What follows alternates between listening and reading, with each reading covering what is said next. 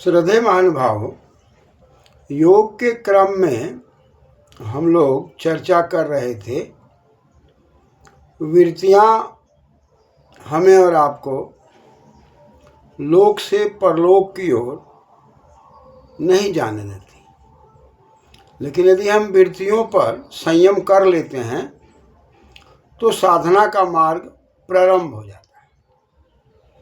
और जब वृत्तियों को हम छीन कर देते हैं और अंतर्मुखी होकर साधना की दुनिया में मार्ग हमारा जब प्रशस्त होने लग जाता है, तब वस्तु के आकार में हम आकृत होने लगते हैं। मणि है, मणि अपने सामने जिन वस्तुओं को परिदृश्य के रूप में होते हैं, वहाँ मणि के जैसा ही वस्तुओं के स्वरूप दिखाई पड़ने लगते हैं। इस प्रकार से साधना की दुनिया में जाने के बाद हम उन वस्तुओं के स्वरूप में अपने आप को स्थापित करते हुए जब हम आगे बढ़ते हैं, तब तत्शब्दार्थ ज्ञान विकल्पई संकीर्णा सवितर्का समापति। छीन वृत्तियों के होने पर हम समापति में आते हैं, और समापति में सम है पदगतौ धातु ती प्रत्यय।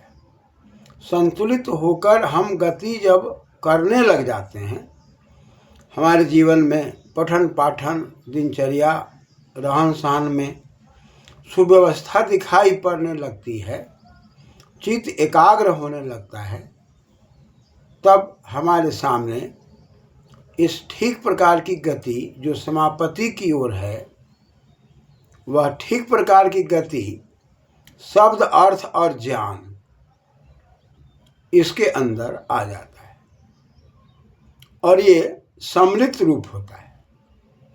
संकीर्णा ये मिश्रित रूप होता है। शब्द है, अर्थ है, ज्ञान है, और शब्द, अर्थ, ज्ञान के स्वरूप में विचरण करते हुए हम शब्द को भी समझ रहे होते हैं, उसके अर्थ को भी समझ रहे होते हैं, और शब्द अर्थ के आधार पर वस्तु का ज्ञान भी होता है। उदाहरण के रूप में गो कहने से, गौ कहने से गौ शब्द का बोध हो रहा है, और गौ का अर्थ गावी, गोनी, गोता जो लोकाचार में है वो भी बोध हो रहा है। और सासना, लंगूर, ककूद से युक्त, चार पैरों से युक्त, गल कंबल से युक्त गौ नाम की वस्तु का भी बोध हो रहा है। यहाँ तक हम लोग चर्चा किए थे कि यह सवितर्का समापति है। वैसे वस्तुतः समापति पर यदि विचार किए जाएं तो साधना की दुनिया में जाने पर ये चार प्रकार के हैं: सवितर्का, निर्वितर्का, सविचारा, निर्विचारा।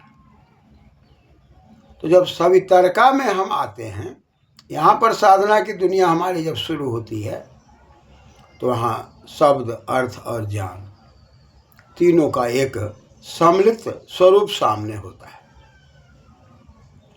लेकिन जब हम इससे आगे बढ़ते हैं तो सवितर्का से निर्वितर्का की ओर जाते हैं, और तर्केति तर्का, तर्क वितर्क हमारा निश्चित रूप से एक सुव्यवस्था में आ जाती है। तर्क करने में कुतर्क की भावना समाप्त होती है, और हम एक सुनियोजित ढंग से, व्यवस्थित ढंग से शास्त्रीय परंपरा के ज्ञान के लिए हम तर्क करने लग जाते हैं। ऐसी परिस्थिति में निश्चित रूप से ज्ञान विज्ञान की ओर बढ़ने के लिए जो हमारे दिल दिमाग के अंदर विचार आते हैं, जो सुव्यवस्थित होते हैं, शास्त्रीय संगत होते हैं, जिसमें हमारी बातें सूक्ष्मता की ओर जाने लगती है, ऐसी परिस्थिति में स्मृति परिशुद्ध स्वरूप शून्य एवं अर्थमात्र निर्भाषा निर्वितर्क, तब शब्द अर्थ में समाहित हो जाता है और उस अर्थ के मौलिक स्वरूप को हम समझने लगते हैं और हमारा जीवन धीरे धीरे सूक्ष्म चिंतन मनन की ओर बढ़ने लग जाता है। ऐसी परिस्थिति में स्वरूप शून्य, हम जो अपना स्वरूप है, जो हमारी क्रियाएं प्रतिक्रियाएं हैं, वो शून्यता की ओर जाती है। और शून्यता का मतलब है सुनति शून्यम, सुनगतौ धातु से यद प्रत्यय लगकर शून्यम, यानी कि परम पिता परमात्मा की व्यवस्था में हम गतिशील होने लगते हैं। उस परम पिता परमात्मा की व्यवस्था में गतिशील होना शून्य कहलाता है, जहाँ से हमारी बुद्धि कार्य नहीं करती, परम तत्व के द्वारा जुड़ करके धीरे धीरे हमारे जीवन का विकास होने लग जाता है।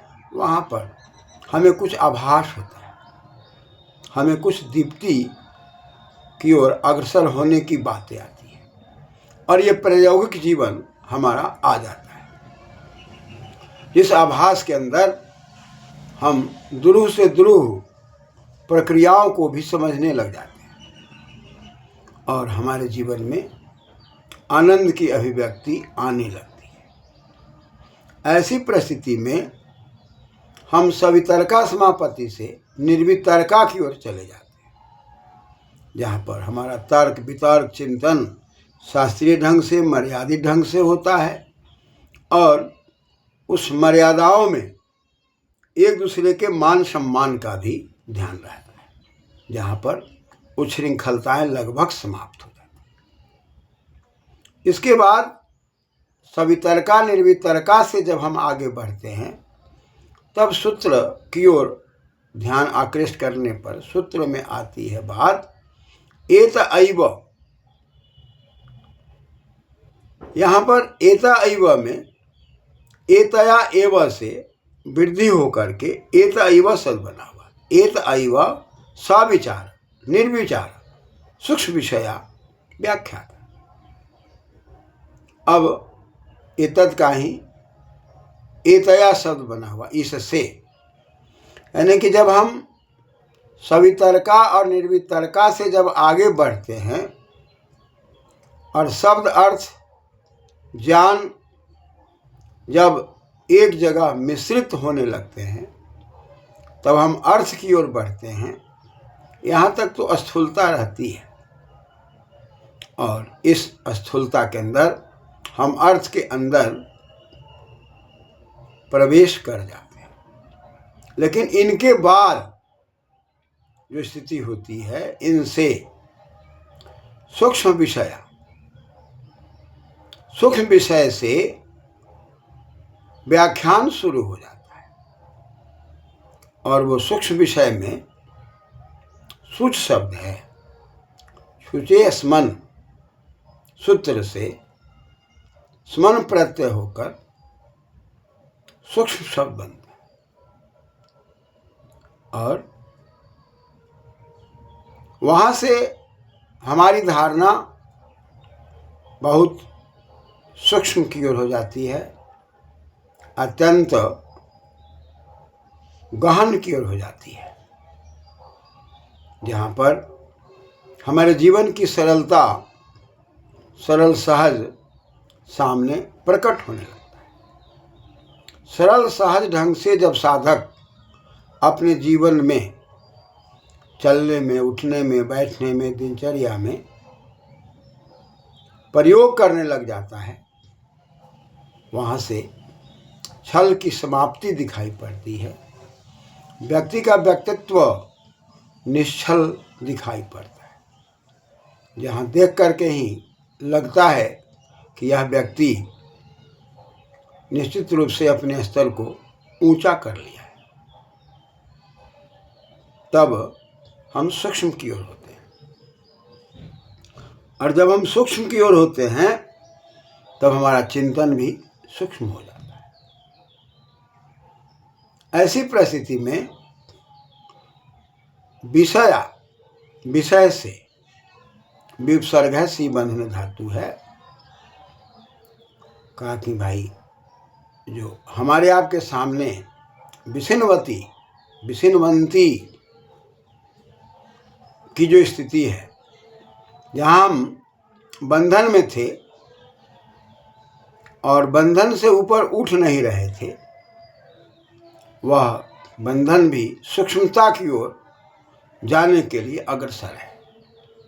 ऐसी परिस्थिति में 5 ज्ञानेंद्रिय का जो सूक्ष्म स्वरूप है या 5 सूक्ष्म तन्मात्राएं हैं, जैसे आँख है तो आँख की जो व्यवस्था है रूप की ओर है, कान है, कान की व्यवस्था, श्रवण की जो व्यवस्था है वो शब्द की ओर है, जिह्वा की व्यवस्था रस की ओर है, नासिका की व्यवस्था गंध की ओर है और त्वचा की व्यवस्था स्पर्श की ओर है।